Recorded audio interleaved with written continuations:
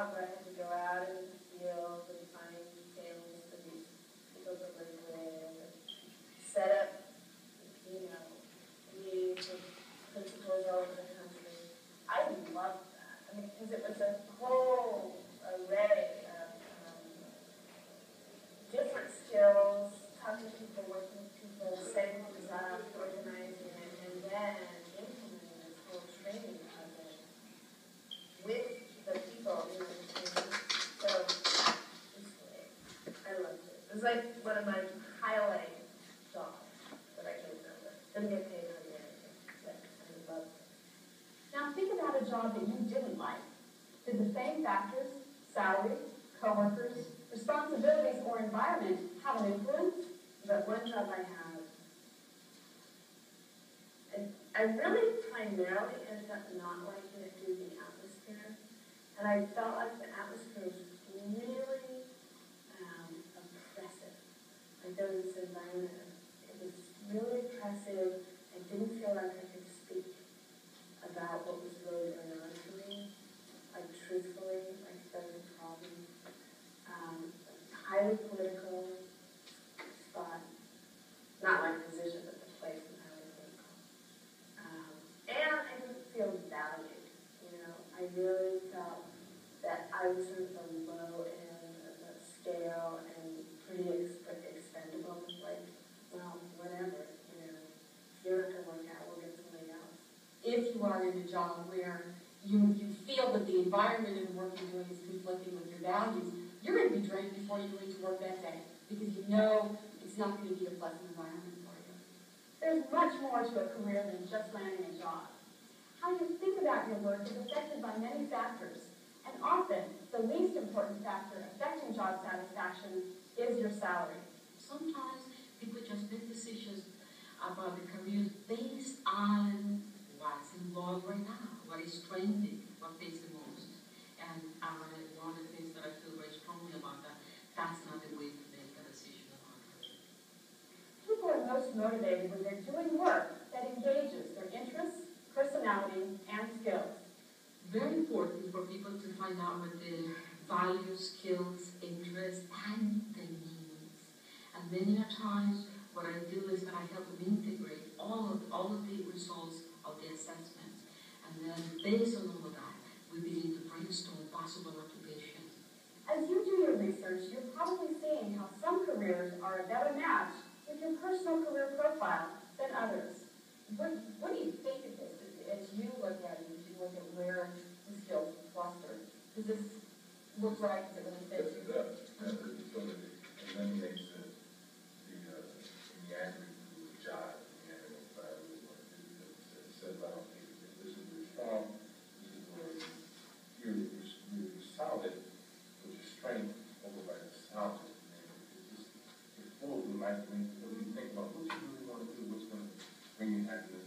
Once people have started this assessment process of looking at their skills and their interests and values, they find that they have a lot of information.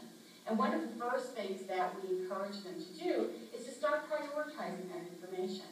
You may have a list of 15 values, but there may really only be 5 that are the most important to you. You may have a longer list of skills, but you want to break that down and prioritize it into the ones that are the most important.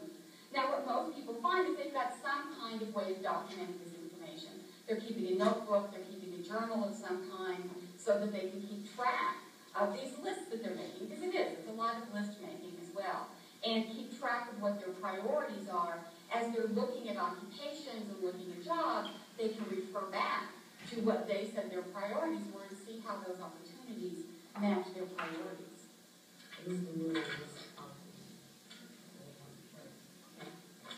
I really love my job now. I'm not doing something that I really don't like, and that I have to motivate myself to like every day. I did the research on the company, and I feel, really glad and excited, that I'm here. So it really is, a pleasure for me to come to work today. Today we're going to take a closer look at factors which affect your job satisfaction. We'll use the information that you've learned about the jobs you've researched to help narrow your options. By the end of this episode, you'll have a model what do you do once you've got these lists? What do you do with these priorities? If you are using them to make an occupational choice, if you're using them to make a decision, one of the first things you want to do is look at how you can combine them in different ways and come up with ideas of what kinds of jobs, what kinds of occupations would fit this profile. You've really created a kind of template, and you're looking at, okay, if I took my top 3 values, my top 3 skills, my top 3 interests, and kind of mixed and matched them, what types of work would incorporate those? What types of work would meet those?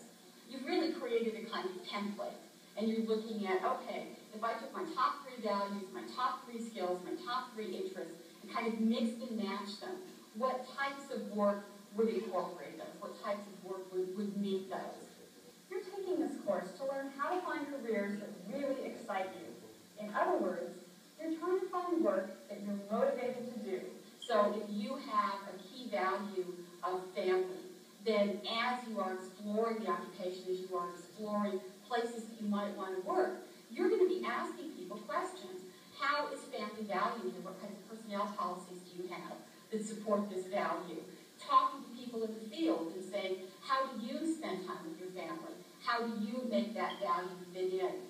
Or, alternatively, asking people in the field, what values do the most successful people in this field typically hold? And that will give you a sense of, does what they say match the values that you hold?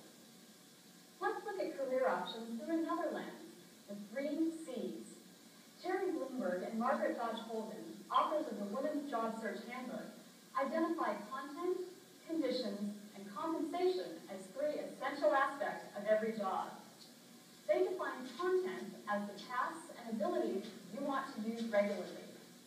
Conditions are those features of your job, aside from salary, that make you want to go to work. Compensation refers to how much you need to earn, not just to pay the bills, but for your own self-esteem. The content, conditions, and compensation you require should reflect your personal career profile and will become the filter you use to evaluate your job choices. During the rest of this episode, I'll guide you in creating a chart on which to plot your preferences for each of the 3 C's: content, conditions, and compensation. No one aspect is more important than another. Let's start by looking at content. It's basically what you do in your job.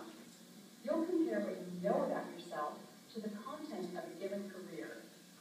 You'll compare your values, your skills, and your knowledge and interests.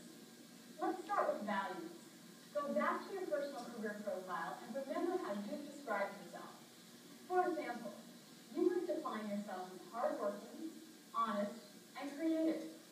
You want to find both an occupation and an employer that values these qualities. I was a resident assistant back in college for 2 years, and I really liked that. It was a little taxing on the hours because you felt like you were babysitting.